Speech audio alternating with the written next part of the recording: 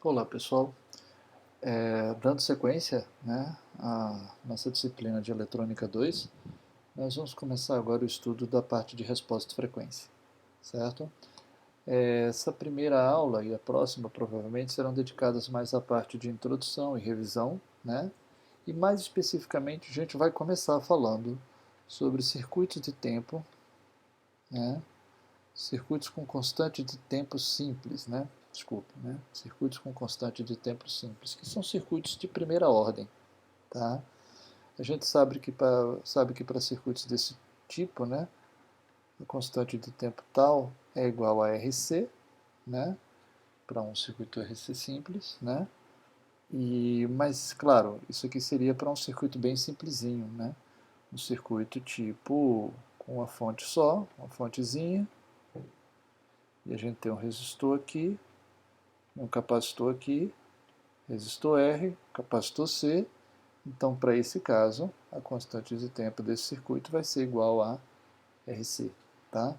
Mas e se a gente tiver um circuito um pouco mais complicado, um pouco mais com mais componentes? Né? Como é que a gente pode fazer um cálculo rápido da constante de tempo? Né?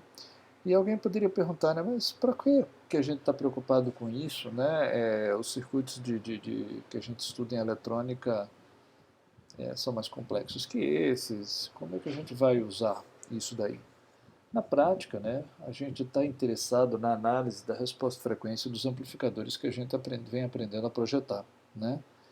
E mesmo que os amplificadores sejam circuitos realmente bem mais complexos do que esse, que tem múltiplos polos, múltiplos zeros, né, e que, obviamente, isso daí não, não chega nem aos pés do grau de complexidade, a grande questão, a grande verdade é que, na maioria das vezes, ou pelo menos com muita frequência, nós podemos simplificar a análise da resposta-frequência de vários tipos de amplificadores que a gente vem usando à resposta-frequência de circuitos de primeira ordem.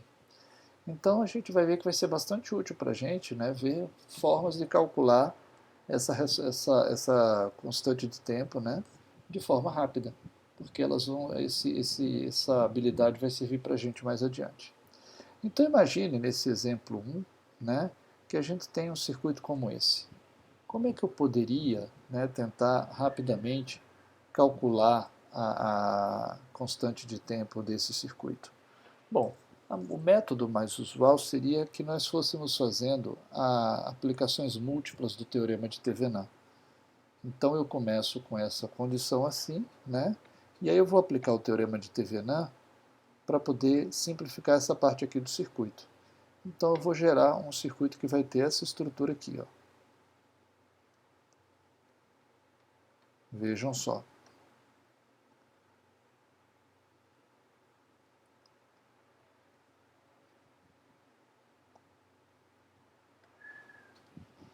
Então a gente vai ter isso aqui.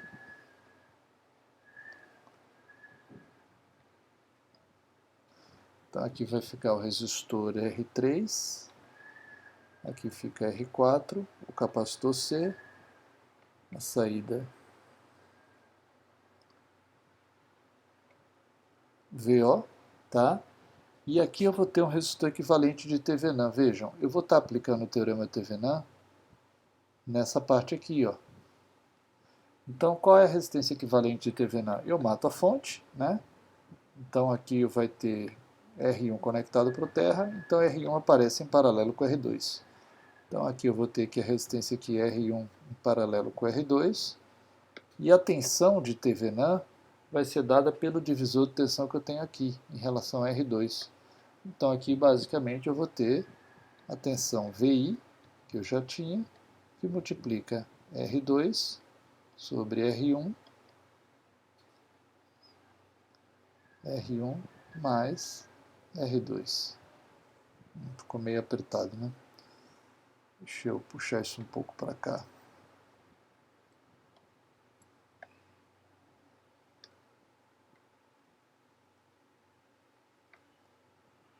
Apaguei mais do que eu gostaria. Pronto. Então eu vou ter essa tensão aí, nesse ponto. Tá? E se eu aplicar o teorema de Thevenin novamente, né, dessa vez agora para tudo isso aqui, ó, eu vou ter agora o seguinte.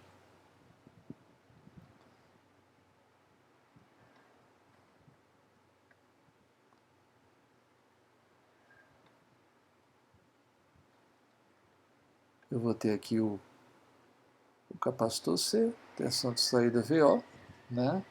E essa resistência que eu vou ter aqui em cima vai ser R1 em paralelo com R2, certo? Que por sua vez está em série com o R3, tá? Então, ó, ela está em série com o R3. E toda essa estrutura aqui está em paralelo com R4. Então, esse conjunto série aqui está em paralelo com esse R4 aqui. Então, aqui eu tenho R4, certo? E quem vai ser a tensão de Thevenin? Bom, vai ser tensão VI, que multiplica R2, né? R2 sobre R1 mais R2, é um primeiro divisor de tensão que a gente já traz aqui de cima, né? E agora eu vou ter aqui em cima R4 sobre R4 mais R3 mais R1 em paralelo com R2. E isso vai me dar a tensão dessa fonte aqui, que é a tensão de Thevenin. Bom, simples, né? Agora, se eu quero saber quem é a constante de tempo desse circuito tal, vai ser simplesmente a resistência R1 em paralelo com R2 mais R3, tudo isso em paralelo com R4, né? E isso aqui multiplica a capacitância C. E o problema está resolvido, né? Porém, nós tínhamos como obter essa informação diretamente aqui de cima. Vamos ver aqui, ó. Quem vai ser tal? Olhem aqui para esse circuito aqui. Digamos que eu vou matar essa fonte aqui, eu vou tirar ela da jogada. Então R1 vai aparecer conectado para o terra. Então basta que eu escreva quem é a resistência equivalente vista pelos terminais do capacitor C. E aí eu vou ver quem? Eu matei a fonte. Então eu tenho que ver quem é a resistência equivalente que eu vejo depois de matar a fonte de tensão entre os terminais do capacitor. Então vejam, eu vou ver exatamente R1 em paralelo com R2, certo? Eu vou ver R1 em paralelo com R2, que eu matei a fonte, em série com R3, tudo isso em paralelo com R4. Eu usei o colchete cedo demais. Vai ficar bagunçado isso aqui, deixa eu fazer de novo. Então vamos de novo. Tal vai ser igual a R1 em paralelo com R2 mais R3 em paralelo com R4, né? Então, ó, R1 em paralelo com R2, esse paralelo está em série com R3, e todo mundo aqui está em paralelo com R4, e essa é a resistência equivalente que eu enxergo entre os terminais do capacitor. Então aqui basta eu multiplicar pelo capacitor. E vocês vão verificar que essa expressão aqui é exatamente igual a essa aqui embaixo. Tá? Então nós podemos obter esse resultado diretamente, simplesmente pela análise do circuito. Tá? Da mesma forma, eu poderia fazer isso, né, no caso que eu tiver mais capacitores do que resistores. Então vamos ver aqui. Deixa eu introduzir uma página aqui. Pronto. Então veja, vamos ver um outro exemplo.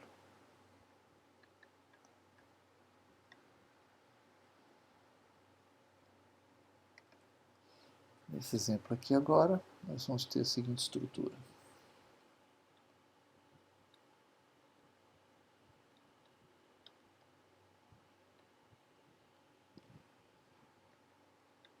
Sinal VI.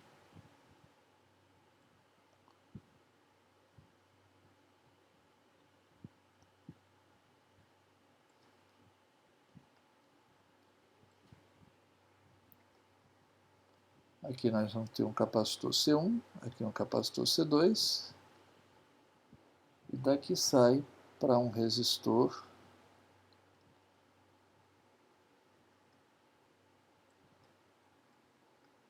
R. E aqui a gente tem a saída VO, tá? Então, nesse caso aqui, se a gente fizer essa análise pelo método que a gente viu agora, o que é que eu preciso fazer? Mato a fonte de tensão e vejo, como agora eu tenho dois capacitores e apenas um resistor, eu aplico o método análogo agora, ou seja, eu vejo qual é a capacitância equivalente vista entre os terminais do resistor R. E aí, se eu fizer isso, eu vou ver, e claro, depois de ter matado a fonte V1, VI, né, eu vou ver que C1 está em paralelo com C2. Como é que a gente faz quando tem capacitores em paralelo? A gente vai ter que a capacitância equivalente é C1 mais C2. É o paralelo dos dois capacitores. Isso aqui que multiplica o resistor R. Então, assim, a gente obtém essa constante de tempo aí, certo? Bom, e se eu tiver uma outra situação mais, né?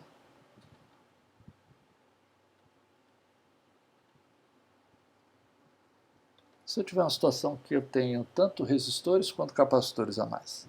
Se eu tiver dois capacitores e dois resistores. Por exemplo, vamos ver um exemplo aqui.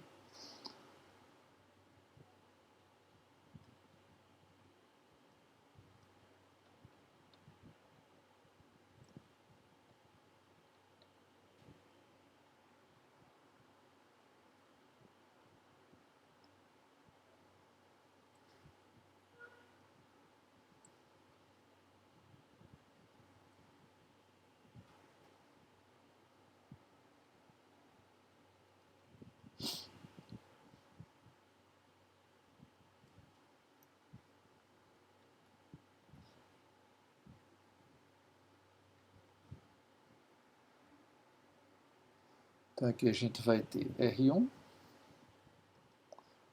R2, C1, C2. E a gente vai tomar a saída aqui.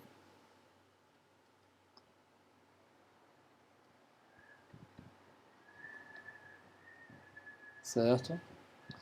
Ah, e aqui está conectado também. Então a gente tem esse circuito. Como é que a gente vai determinar então qual é a saída dele? Tá? Bom, então o que a gente vai fazer nesse caso é o seguinte, tá? A gente vai usar uma estratégia que pode ser usada, né? Que basicamente consiste no seguinte: a gente vai repetir esse lado de cada circuito.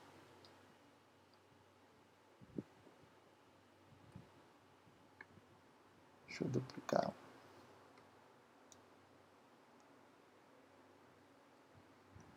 Ok, tá?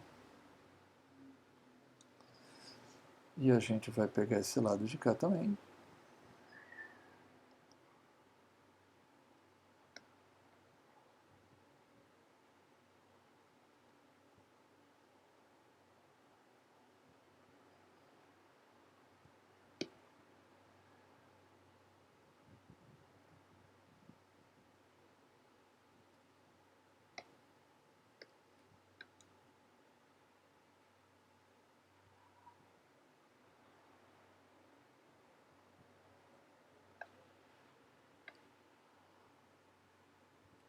Ai, não ficou legal. Deixa eu só arrumar isso aqui.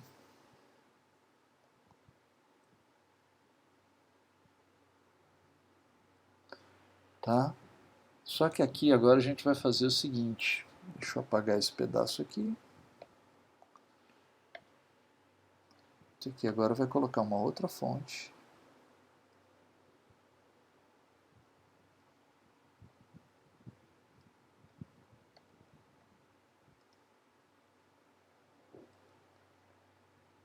Também VI. Então veja, antes eu tinha, né, que a tensão daqui para aqui era VI. Eu desfiz essa conexão aqui. Mas repeti a fonte VI aqui, ó, de modo que a tensão em cima dos capacitores continua sendo essa mesma tensão. Tá? Eu quero a minha saída daqui, ó. Mais, menos, VO. Então vou fazer o seguinte, eu vou vir aqui e vou aplicar o teorema Thevenin entre esses dois pontos, x e x'. Certo? E vou aplicar o teorema Thevenin para ambos os lados.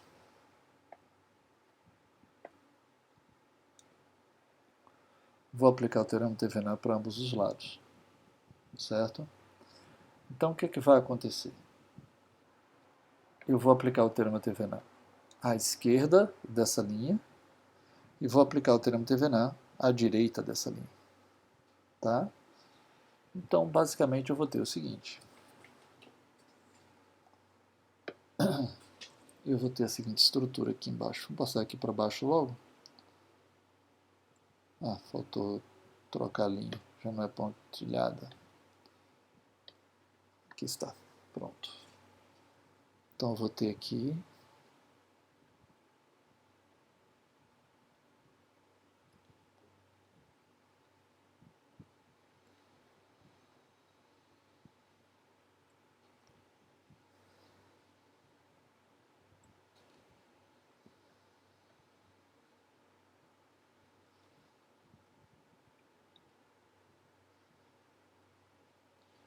Então, aqui eu tenho uma fonte. Aqui eu tenho outra fonte.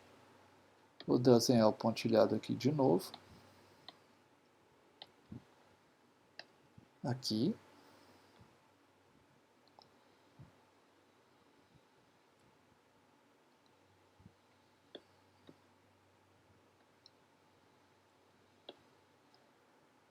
Então aqui vai ser x e aqui vai ser x', do mesmo jeito. Tá? A tensão de saída continua sendo aqui.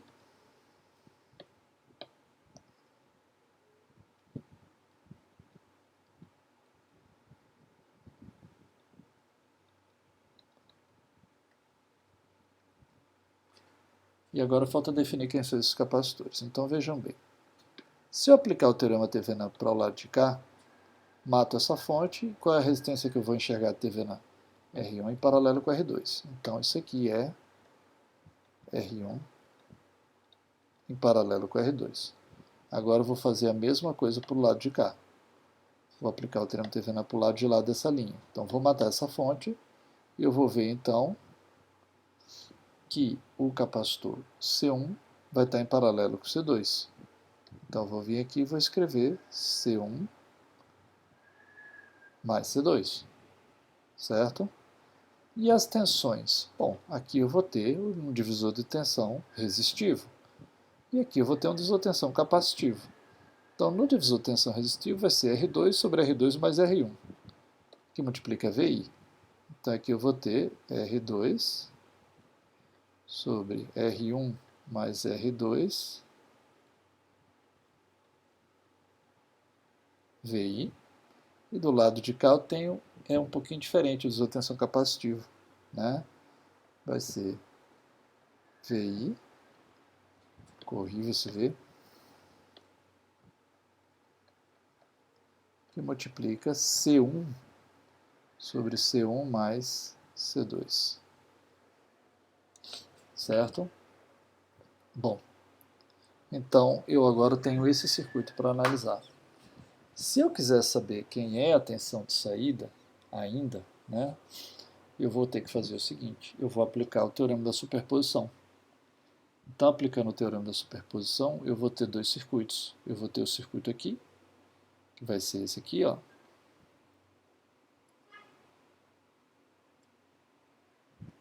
Deixa eu botar ele um pouquinho mais para lá, senão não vai dar.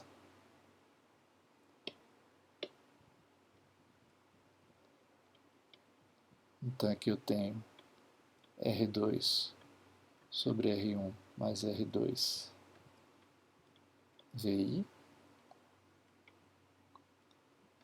R1 em paralelo com R2, tá? E aí eu vou ter aqui, ó, para aplicar o teorema da superposição, mato essa fonte, né? Então aqui eu vou ter o capacitor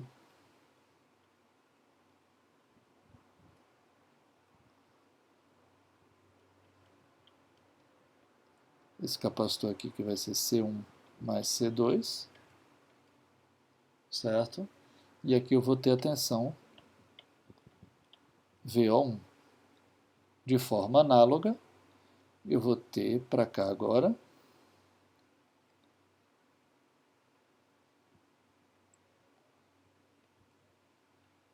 descer um pouquinho.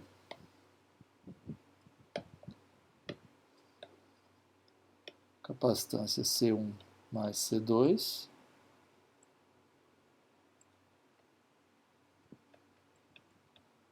Aqui eu tenho C1 sobre C1 mais C2 VI, tá? E aqui eu vou ter a resistência R1 em paralelo com R2.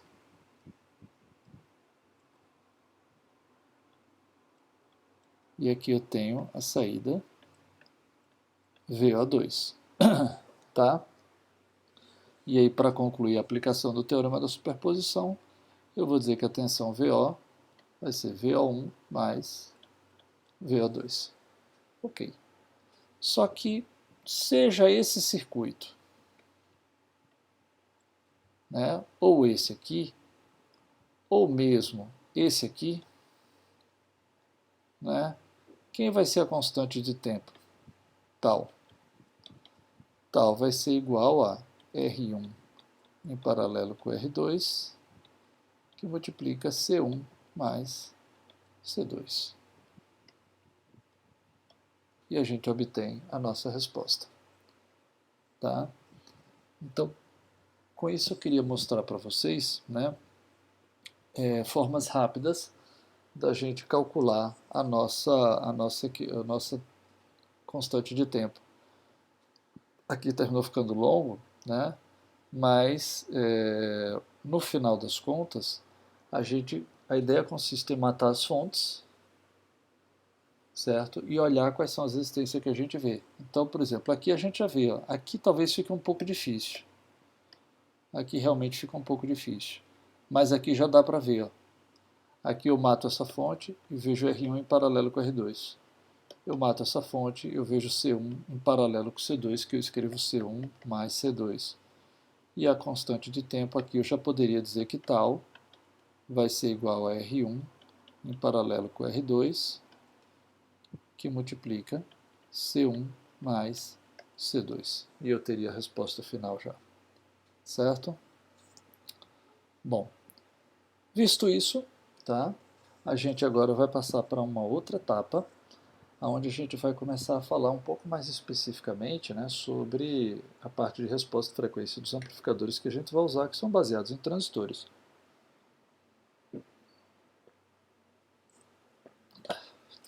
Para isso a gente precisa ver que os modelos que nós vínhamos usando até hoje para análise dos transistores, né, eles eram muito simplificados, eles funcionavam bem no que nós chamamos de faixa de frequência intermediária. Para frequências muito altas, aparecem capacitâncias parasitas que para frequências mais baixas não são importantes. Tá? Então, se a gente imaginar aqui, né, o caso de um... Deixa eu subir aqui um pouquinho esse componente. Espera aí, só um instantinho. Deixa eu só organizar isso aqui um pouquinho.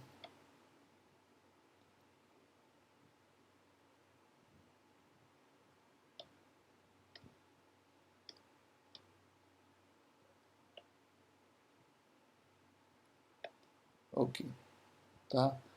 Então, vamos desenhar aqui um circuito de um emissor comum simples, né? Então, considere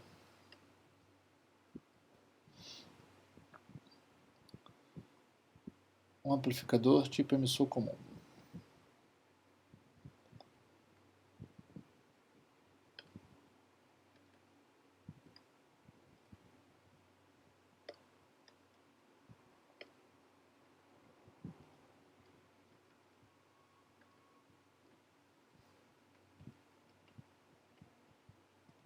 Então, normalmente, quando a gente viu esse circuito pela primeira vez, ele era basicamente assim para nós, né?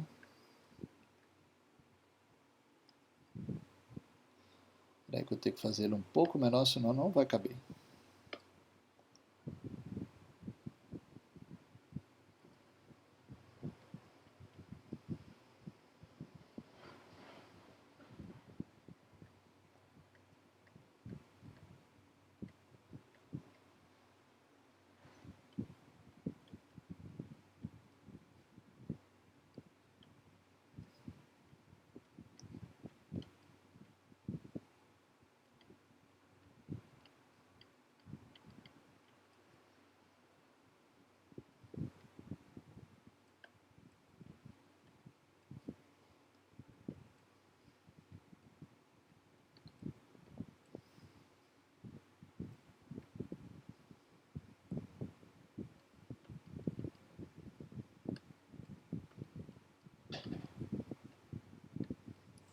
Então a gente tinha essa estrutura aqui, né?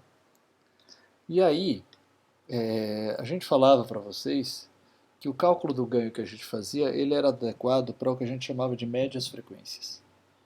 Por que isso? Porque para médias frequências, esses capacitores aqui, que a gente normalmente busca usar capacitores grandes, funcionam como curtos-circuitos. Tá? Funcionam como curtos-circuitos. E também nessas médias frequências, as capacitâncias parasitas que aparecem dentro do transistor, elas ainda não têm valor significativo. E eu posso desprezá-las. E aí a gente pode fazer análise como aprendeu em eletrônica 1 e vinha usando até agora. Tá?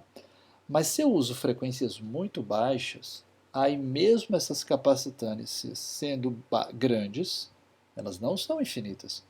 E aí a impedância delas começa a tomar importância, né? A gente tem que lembrar sempre, né, que a impedância do capacitor ela é dada por 1 sobre, né, J ômega C. Então o que é que acontece? Para frequências muito baixas, né, ou seja, para ômegas pequenos, tá? Mesmo C sendo muito grande, se o ômega for suficientemente pequeno, tá? Essa impedância aqui não vai dar o resultado que a gente gostaria. Porque, veja bem, suponha que o C é enorme, é muito grande, e o ômega é médio. Esse denominador é tão grande que essa impedância é muito baixa. E aí eu posso considerar o capacitor como um curto-circuito. Mas, à medida que eu vou diminuindo o ômega, mesmo tendo um C muito grande, que não é infinito, porque obviamente é impossível, né? Vai chegar numa determinada faixa de valor de ômega suficientemente pequeno que o módulo desse denominador aqui, tá, já não vai ser grande. E, portanto, eu não vou poder mais desprezar a impedância desse capacitor aqui, nem desse, nem desse, eu vou ter que considerá-los. Então, para os nossos cálculos em eletrônica 1 funcionarem, o que é que a gente supôs? Assuma que os capacitores são infinitos. Né? Aí beleza, só que não existe isso. Aí quando vocês iam montar, seja no laboratório, na simulação, o que é que vocês faziam? Você botavam capacitores grandes, da ordem de centenas de microfarads, pelo menos. De modo que, desde que a frequência não fosse muito baixa, a aproximação deles por impedância desprezível continuava boa. Né? Então, às vezes acontecia que o pessoal tinha um problema. Era frequente o pessoal usar nos testes frequências de 60 Hz, porque pensa na frequência da rede elétrica, que é 60 Hz, e pensa, vou botar uma senoide de 60 Hz. Só que 60 Hz é uma frequência relativamente baixa. E se você bota aqui um capacitor da ordem de 470 microfarads, por exemplo, mas usa uma frequência equivalente a 60 Hz, a impedância desses capacitores não vai poder ser desprezada. E eles vão interferir no ganho, interferir fazendo o ganho cair.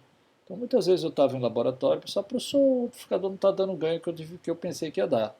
Eu disse, qual a frequência que você está botando no sinal de entrada? Ah, 60 Hz. Aumenta para 1K. Puf, o ganho aparecia. Tá? Então, esse é um primeiro ponto. Então, é por isso que aquilo, a análise era para frequências médias, porque nas frequências muito baixas, os capacitores reduzem o ganho. E nas frequências muito altas, as capacitâncias internas que existem dentro do transistor, que a gente nunca considerou até agora, elas também vão afetar o ganho, obviamente fazendo ele diminuir. Né? Então, por esse motivo que a gente considerava que era uma análise válida para frequências médias. Pequenas demais, esses capacitores não podiam mais ser considerados curtos-circuitos, iam começar a reduzir o ganho. Grandes demais, aí eu não tenho mais problemas com esses, mas aí eu começo a ter problema com as capacitâncias parasitas. As capacitâncias parasitas que estão aqui dentro, elas têm C muito pequeno, de modo que normalmente, né, para frequências médias e um C muito pequeno, esse denominador é muito baixo e a impedância é muito grande, podendo ser aproximada por um circuito aberto. Tá? Só que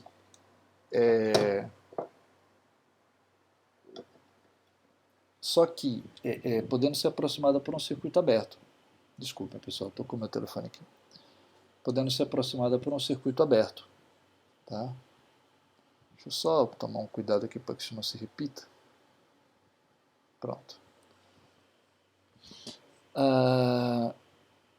E aí, quando eu começo a usar frequências ômega grandes demais, mesmo C sendo muito pequeno, como o ômega começa a ficar muito grande, então esse produto aqui, o módulo aqui do denominador começa a ficar grande e eu já não posso mais considerar que a minha impedância é infinita e considerar que aquilo lá seria um circuito aberto. Isso já vai ficar mais claro para vocês.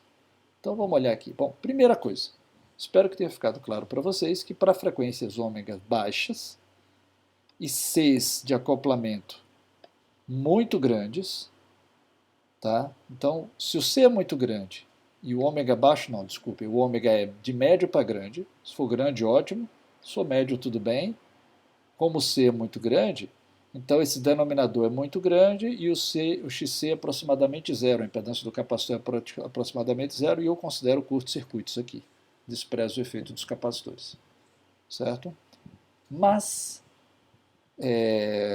se eu diminuir demais o ômega, mesmo tendo um C grande, o módulo do denominador começa a diminuir e eu já não vou poder mais considerar que isso aqui é desprezível, próximo de zero, e considerar mais como curto, eu vou ter que levar em consideração o efeito dos capacitores de acoplamento, que vai fazer com que o ganho caia.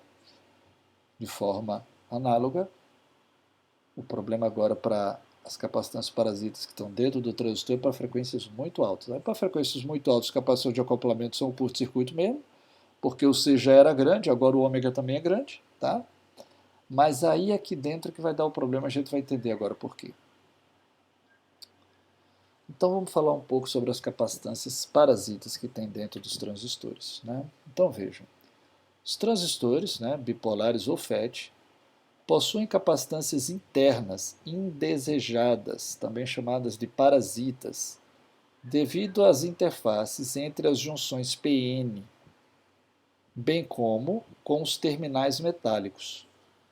Tá? Então, quando eu introduzo um terminal metálico para poder usar o transistor, isso também gera uma capacitância parasita. Tá? Então, vamos começar falando da capacitância parasita dos transistores bipolares. Essas capacitâncias parasitas, que têm valor muito pequeno, tá?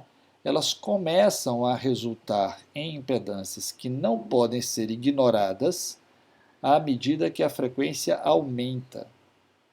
Então aqui está a expressão da impedância do capacitor de novo, que a gente tinha botado lá, e aqui estão as capacitâncias que a gente está falando. Olha, veja, Cmi é uma capacitância que existe entre a base e o coletor. E Cpi, uma capacitância que existe entre a base e o emissor. Tá? Então diz assim, ó, ou seja, devido ao valor reduzido dessas capacitâncias parasitas, para frequências pequenas e médias, elas podem ser consideradas como sendo circuitos abertos. Então, para frequências pequenas e médias, né, se o ômega é pequeno ou médio, o C é muito pequeno, esse denominador é muito pequeno, essa impedância é muito grande, eu considero isso aqui circuitos abertos. E aí está tudo certo, é o que a gente aprendeu em eletrônica 1. Tá? Mas, né, à medida que a gente vai tendo o ômega cada vez mais elevado, mesmo a capacitância Cmi e Cpi sendo muito pequena, da ordem de picofaraday, se eu começo a ter ômega da ordem de megahertz, ele vai compensar o fato do C ser muito pequeno. E essa impedância XC não vai mais poder ser considerada como um circuito aberto, eu vou ter que levar ela em consideração. Então aí eu preciso mexer no modelo pi híbrido que nós tínhamos, introduzindo essas capacitâncias. Então, se vocês lembrarem bem o modelo pi híbrido, o que é que eu tinha? Eu tinha Rπ, né, da base para o emissor, né, tinha entre o coletor e o emissor, eu tinha a fonte de corrente controlada por tensão, GM-VBE, sendo que VBE é a tensão aqui em cima de Rπ, tá? E esse modelo aqui, ele traz mais algumas complicações, veja. Já tem o RO da resistência de Early, que a gente já vinha usando, tá? Eu não me lembro se a gente já falou em eletrônica 2 sobre essa resistência Rx que tem aqui, que ela aparece do lado da base, né? Tem a ver com a conexão do terminal da base, certo? Mas o que eu quero chamar a atenção de vocês é para essas capacitâncias semi, note que está entre a base e o coletor. Claro, não é bem entre a base, né? Porque tem o Rx na jogada aqui, mas vamos desprezar o Rx por enquanto. Então, o semi está entre a base e o coletor, como ilustrado aqui, ó, entre a base e o coletor a gente tem semi, tá? E entre a base e o emissor eu tenho Cpi. Ou seja, entre a base, mais uma vez desprezando Rx, né? Entre a base e o emissor eu tenho o capacitor Cpi. Tá? Então, Cpi entre base e emissor, né? Eu tenho Cpi, base e emissor, Cpi, né? Base e coletor, semi. Base e coletor, semi. Certo? E aí eu preciso agora usar esse modelo para fazer as minhas análises. Tá? Então vejam, quem é semi? Né? Semi é a capacitância parasita devido à junção Pn entre a base e o coletor, com valores típicos da ordem de uma fração de picofaraday a poucos picofarads.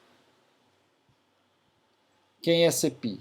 Cpi é a capacitância parasita entre a base e o emissor. Cpi ela é formada por duas componentes que estão em paralelo, CJE e CDE. Essas duas capacitâncias aparecem em paralelo e, portanto, são representadas com uma soma, né? Onde? Quem é CDE?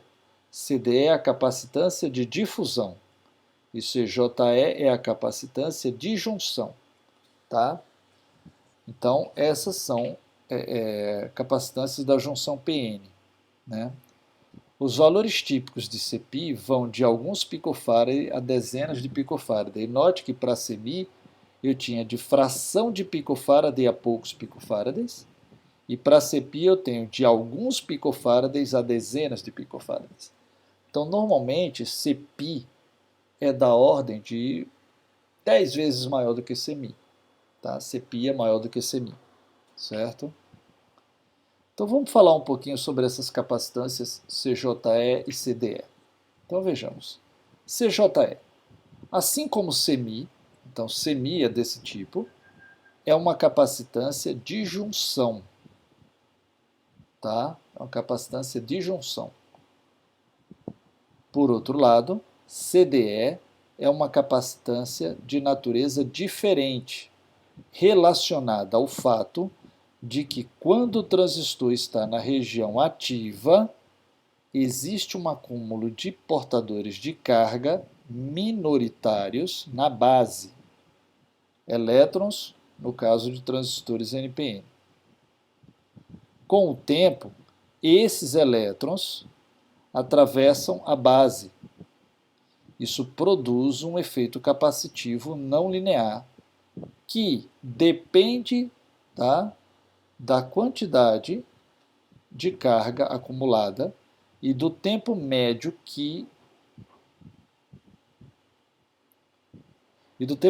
para que o portador de carga atravesse a base, tá?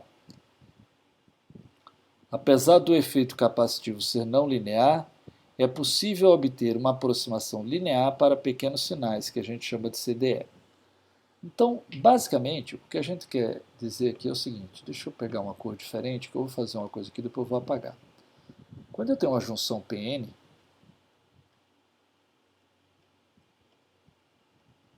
vocês devem lembrar que a gente tem aquela zona da barreira de difusão, né? Então aqui do lado P eu tenho portadores de carga P sobrando, aqui eu tenho portadores de carga N sobrando,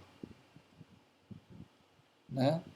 Quando eu faço a conexão, o que termina acontecendo? Há uma difusão, né? Portadores negativos que eu tenho em excesso do lado de cá atravessam para o lado de cá e neutralizam, né? E eles tapam alguns buracos, tá?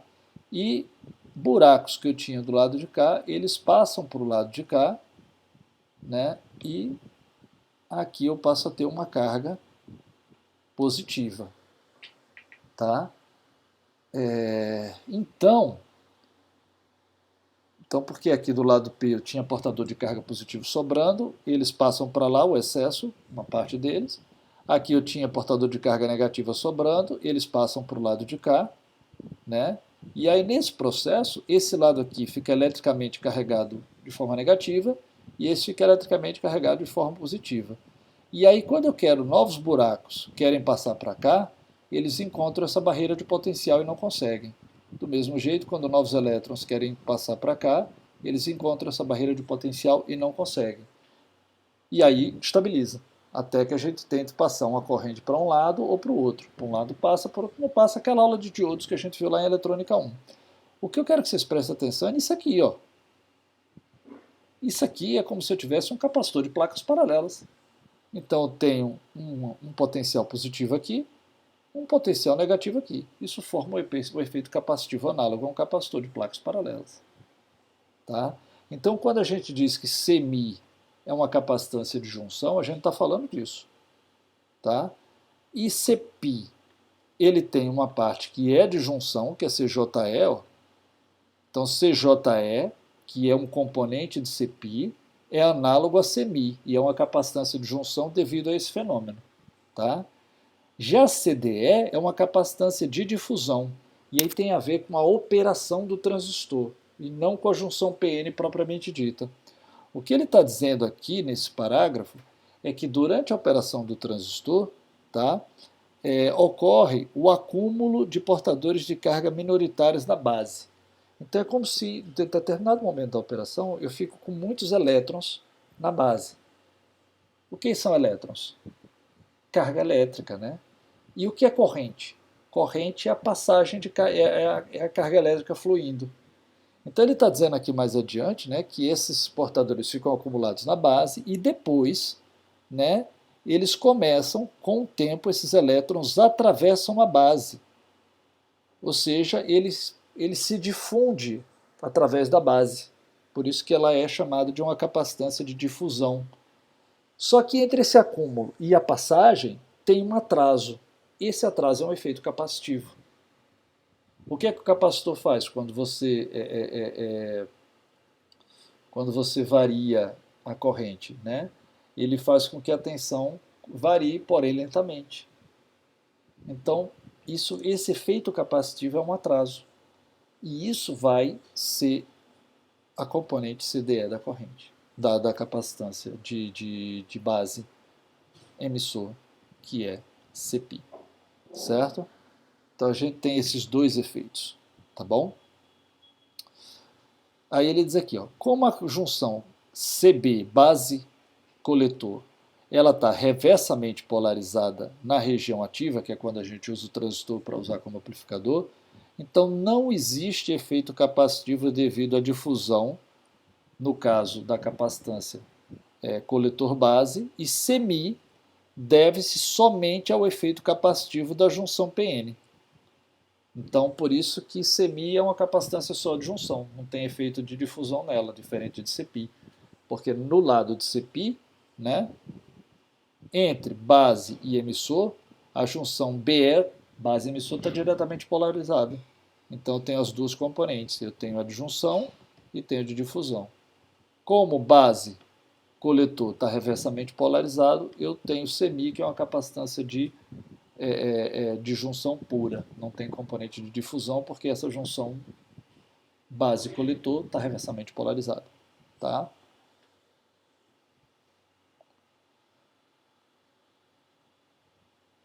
E é por esse motivo que semi tende a ser menor do que CPI, porque ela só tem a parte de junção. A parte de difusão, como a gente pode ver, é maior. Tá? Bom, aqui faltou um acento. Deixa eu trocar a cor aqui para fazer. Porém, né, historicamente, existem diversas formas de caracterizar as capacitâncias parasitas em um transistor bipolar, certo? E aqui a gente vai ver uma outra maneira. Então aqui eu tenho a base, o coletor e o emissor, certo? E aqui a gente vai ter CEB como sendo a capacitância entre emissor e base, CCB como sendo a capacitância entre coletor e base, e CCE como sendo a capacitância entre coletor e emissor. Para medir a capacitância entre dois terminais, o terceiro terminal deve ser aterrado. Tá? Então veja, nos datasheets, que é outra história, aparecem valores e gráficos para capacitâncias denominados CIBO e COBO, que se relacionam com as capacitâncias acima, com essas aqui, tá? Da seguinte forma. Então vamos ver aqui, ó. Então vejam, o transistor está aqui, tá? CEB é a capacitância entre a base e o emissor, tá? CCB é a capacitância entre a base e o coletor, né? Aqui o lado de cá do coletor, né? E CCE é a capacitância entre o emissor e o coletor, certo? Então a gente vai ligar o circuito desse jeito, e aí, ó, esse lado aqui fica aberto, e a gente vai determinar CIBO como sendo a capacitância vista quando a gente olha para cá. Então o que é que eu estou vendo? Eu estou vendo CEB, tá aqui, que está em série com... Perdão, falei errado, desculpem. Eu estou vendo CEB, tá, que está em paralelo com CCE, que está em série com CCB. Só que como são capacitâncias, né, quando elas estão em série, aí eu escrevo a expressão desse jeito. Então isso aqui é o paralelo entre CCE e CCB. Vai ser CCE vezes CCB dividido por CCE mais CCB. Tá? E isso aqui está em paralelo com CEB. Então eu simplesmente somo e coloco CEB aqui. De forma análoga, COBO, então CIBO é como se fosse do lado de cá. Ó. E COBO é do lado de cá. Ó. Então, no caso do COBO, eu vou ver CCB, certo? E aqui está escrito errado. Eu não vou conseguir apagar. Eu vou ter que fazer um jeitinho aqui. Peraí, viu? Deixa eu pegar um trocinho um pouco maior.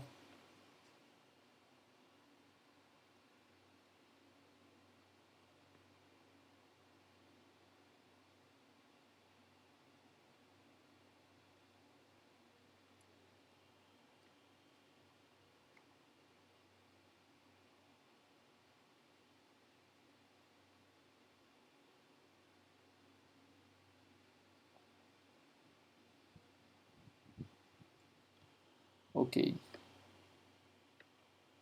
Podemos voltar à cor normal. Então aqui é CCB.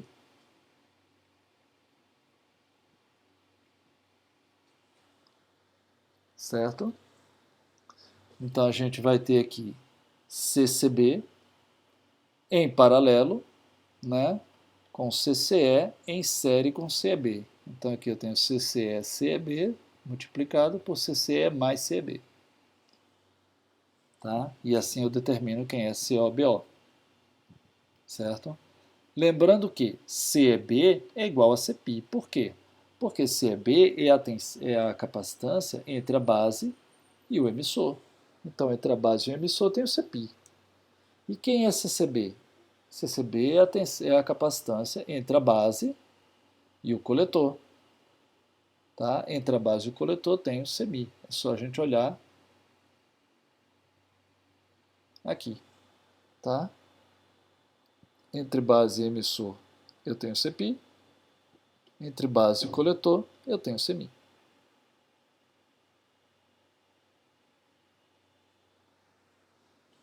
Então vejam, C e BO é a capacitância de entrada, tá? Também é chamada de CEBO, que seria a capacitância emissor-base. E COBO é a capacitância de saída, também chamada de CCBO, ou seja, capacitância base-coletor, que vem a ser exatamente CMI. Tá? Que vem a ser exatamente CMI.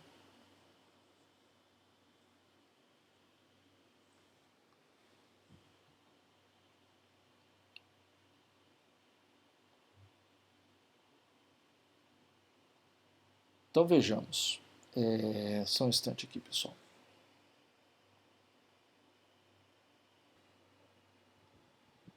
Bom, então, dando sequência, a gente vai ver agora o seguinte, né? Já falamos antes que o beta varia com a corrente de polarização, mas o beta também varia com a frequência. E como é que se dá isso? Vamos ver aqui, né? Então, para determinar como beta, né? Faltou um O aqui. Para determinar como beta varia com a frequência, considere o seguinte circuito. Então, a gente vai ter esse circuito aqui. Então, entre a base e o emissor, nós vamos considerar um sinal de entrada VB, e entre o coletor e o emissor, a gente vai dar um curto, certo? O beta para a gente é o que a gente chama também de HFE. Tá? Então, a primeira coisa que a gente vai escrever é uma equação nodal aqui no coletor. Mas antes da gente seguir, vamos ver aqui algumas coisas. Aqui eu tenho uma tensão de base e aqui uma corrente de base vindo por aqui, certo? Notem que por aqui vai passar uma determinada corrente. Que corrente é essa? Veja. Do jeito que o circuito está conectado aqui, da base para o emissor, que está aterrado, eu tenho a tensão Vπ em cima de Rπ, que é a mesma tensão que está em cima de Cπ, porque Cπ está em paralelo com Rπ. Isso é bem evidente. Mas o que não é evidente, mas também é verdade, é que Cmi, do jeito que o circuito está conectado, também está em paralelo com Cπ e com Rπ. Por quê? Porque olha o terminal de Cmi aqui. Cmi está, Cπ está daqui para o terra. E Cmi está daqui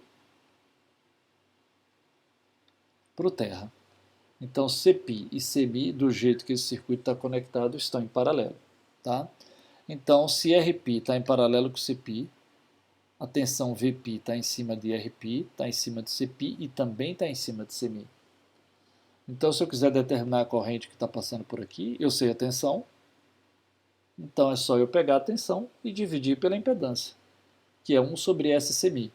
Então, a corrente que está vindo para cá fica sendo SCmi Vp. Tá? Aí, como por aqui vem a corrente GMVp, eu posso escrever a corrente de coletor, IC, né, como sendo, botando Vp em evidência, GMVπ menos S semivp. Tá? Eu posso escrever essa expressão. Certo? Se vocês quisessem, a gente podia fazer assim, ó. Somatório das correntes que chegam é igual ao somatório das correntes que saem. Quais são as correntes que chegam? S semi, Vp, mais IC. E quais são as correntes que saem? GM, Vp. Deixa eu botar o Vp maiúsculo para ficar igual aos outros. Então, como eu quero escrever IC, eu vou dizer que IC vai ser igual, jogo esse termo aqui, ó, para o outro lado trocando sinal, vai ser igual a GM Vp menos S semi Vp. Boto Vp em evidência, fico com GM menos S semi Vp, que é essa expressão que está aqui.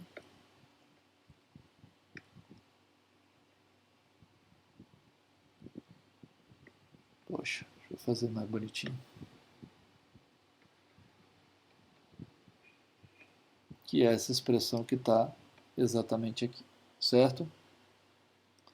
Bom, aí a gente pode fazer aqui o seguinte, ó. Quem é Vp? Ora, pessoal, Vp vai ser a corrente IB, que é essa aqui, ó, está vindo aqui, que vai passar pelo paralelo de Rπ, Cπ, Cmi. Então, IB vai se dividir por aqui, aí uma parte vai vir por aqui e outra parte vai vir por ali. Então, eu posso dizer que Vp vai ser igual a IB, que multiplica esse paralelo aqui, ó. Rπ, Cπ, Cmi. Rπ, Cπ, Cmi. Certo? E aí eu posso escrever essa expressão dessa forma aqui, ó, como sendo 1 sobre Rπ mais 1 sobre SCπ, fica SCπ, mais SCmi. Né? Então aqui eu estou multiplicando pela impedância e aqui eu estou dividindo pela admitância. Né? Vai me dar a tensão Vp. Né? E aí, o que é que eu vou fazer? No lugar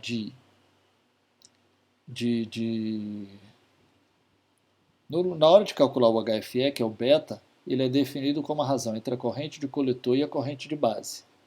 A corrente de coletor é dada por isso aqui, ó. Então está aqui, ó, GM menos S semi, que multiplica Vp. Quem é Vp? Vp é isso aqui, ó. Então, tudo isso aqui, ó, na verdade,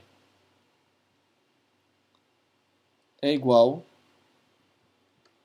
a IC dividido por IB. Tá?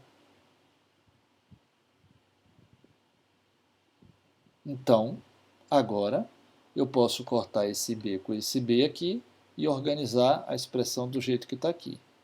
Ou seja, GM menos S semi dividido por 1 sobre Rπ mais S, que multiplica Cπ mais Cmi. Aí aqui tem uma informação que diz assim, ó, para todas as frequências nas quais esse modelo é válido, que tem faixas de frequência que esse modelo não deve ser aplicado, frequências muito grandes, ômega semi é muito menor do que GM. Então, ômega semi, né, ele está considerando aqui frequência real, né? Então, o regime permanente senoidal, né? Então ele está dizendo, essa expressão aqui quer dizer o seguinte, que esse termo é desprezível em relação a esse. Então posso jogar ele fora. E aí depois que eu jogo ele fora, eu vou multiplicar em cima e embaixo por Rπ. E aí aqui em cima vai ficar GM Rπ, e aqui embaixo esse termo aqui vai ficar 1, e nesse termo aqui vai aparecer o Rπ multiplicando. Ora, GM-Rπ é o beta, só que aqui a gente tomou o cuidado de chamar de beta zero para dizer que é como se fosse o beta DC, já que o beta a gente está vendo que varia com a frequência, certo? Então esse aqui é o beta DC, dividido por 1 mais S, Cπ mais Cmi, que multiplica Rπ. E a partir daí a gente consegue tirar a frequência de 3 dB do beta, que é dada por 1 sobre Cπ mais Cmi, que multiplica Rπ. Tá? Que é o valor que, se eu botar aqui, vai transformar isso aqui em 1. Dando sequência, né, a gente pode falar na frequência de ganho unitário. O que é a frequência de ganho unitário? É aquela frequência em que o ganho é 1. Eu posso obter essa frequência, né, como isso é uma figura de mérito do amplificador, né, o produto ganho faixa de passagem, ele é constante ao longo de toda a banda de passagem. Então, na frequência de ganho unitário, o ganho é 1 e a frequência de ganho unitário é ômega-t, certo? Mas eu também posso obter esse mesmo produto se eu multiplicar a frequência de 3 dB pelo ganho quando eu tinha 3 dB, que era beta 0. Então, isso aqui é igual à frequência de ganho unitário, que nessa frequência é como se aqui também tivesse o ganho, mas ele é 1. Então, 1 vezes ômega-t é a mesma coisa que beta 0 vezes ômega-b, porque o produto do ganho faixa de passagem se mantém, né? E aí ele vai colocar aqui, ó, no lugar de ômega-b, que é esse valor aqui, ó, ele vai botar 1 sobre Cπ mais Cmi, que multiplica Rπ. Então, trocando beta por GMRπ, ou seja, desfazendo uma coisa que a gente fez aqui, né? Ou seja, fazendo de volta, eu cancelo esse Rp com esse Rp e obtenho essa expressão para a frequência de ganho unitário, dada por Gm dividido por Cp mais Cmi. E a gente vai ter aqui o gráfico do módulo, né? Diagrama de Bode de módulo, para o beta, né? Então ele começa com beta 0 e a partir da frequência de 3 dB ele começa a cair 3 dB por década até chegar na frequência de ganho unitário. Se a gente quiser em função em Hertz, né? É só dividir isso aqui por 2π e pronto, a gente tem essa expressão aqui. Tá? Aí aqui tem uma observação que diz assim: o modelo para altas frequências aqui usado modela bem o comportamento do transistor para frequências, né, até 0,2 vezes a frequência de ganho unitário.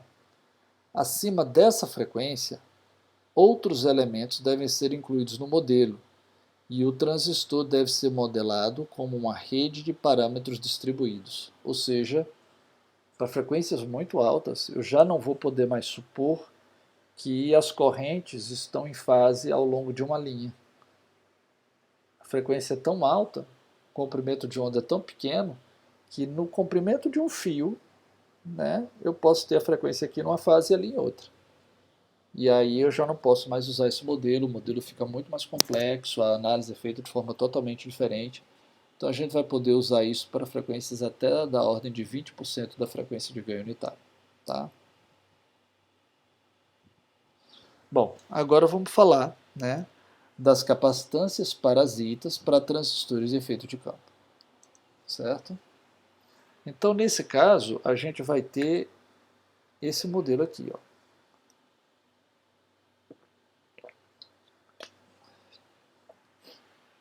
Ou seja, entre a porta e o dreno, a gente tem uma capacitância CGD. Entre a porta e a fonte, a gente tem uma capacitância CGS.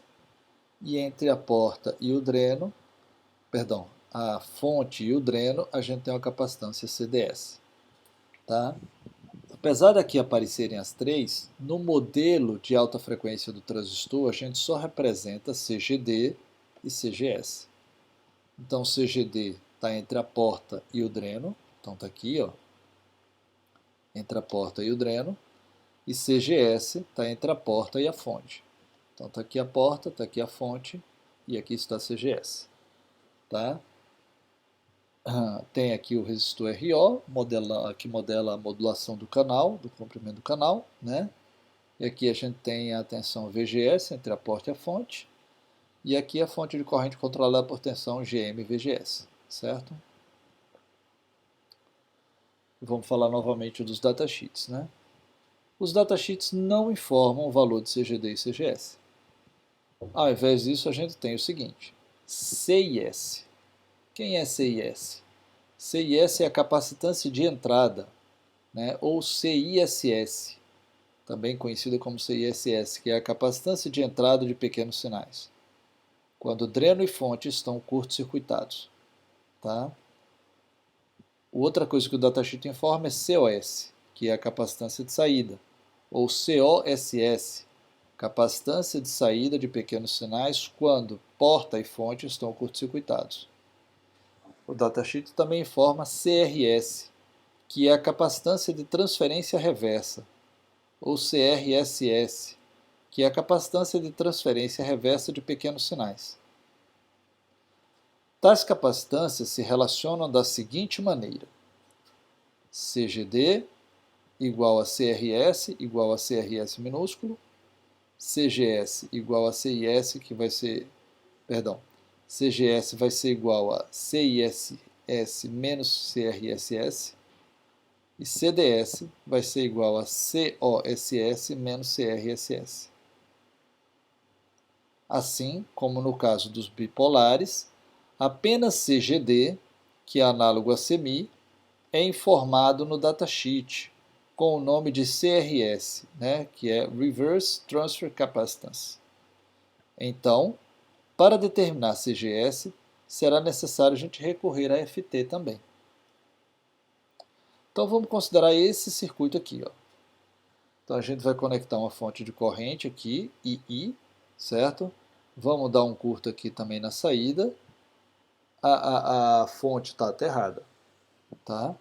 Então, se a gente escrever uma expressão para IO, né, é o mesmo caso análogo que a gente estava lá, eu vou ter GM-VGS saindo aqui, né, menos SGD-VGS.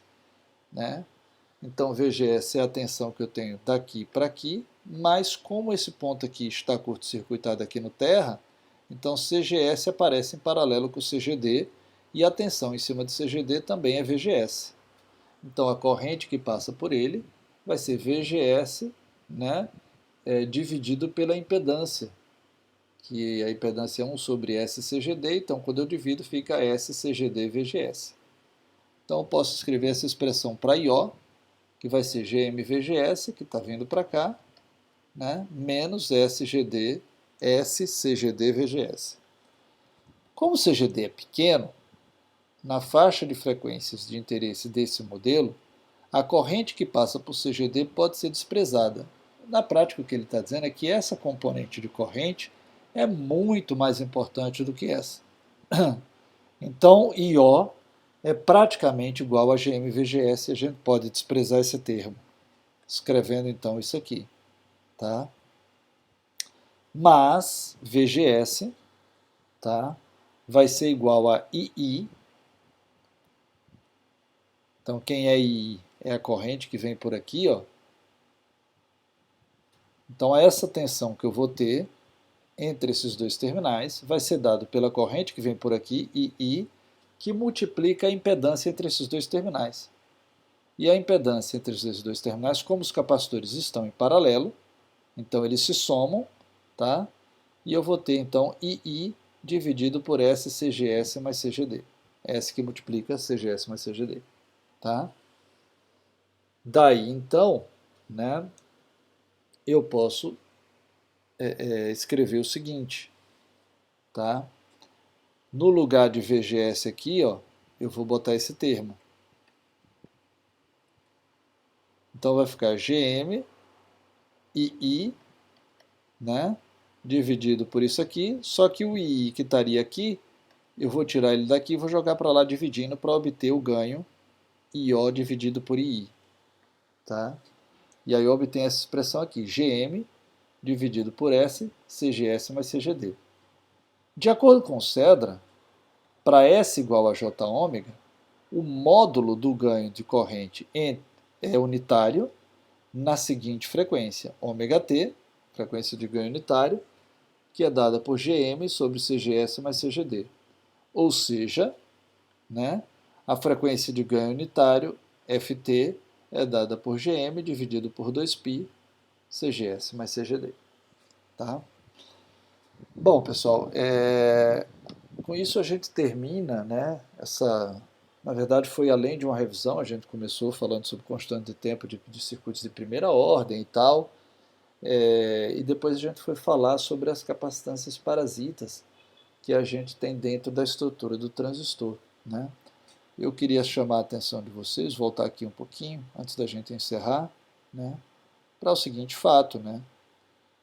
Se a gente considerar esse modelo aqui, ó, o modelo π de alta frequência, né, e lembrando, né, que, por exemplo, Cmi é igual a... Perdão. Lembrando que Xc é 1 sobre J ômega C, né? Então pensem na seguinte situação.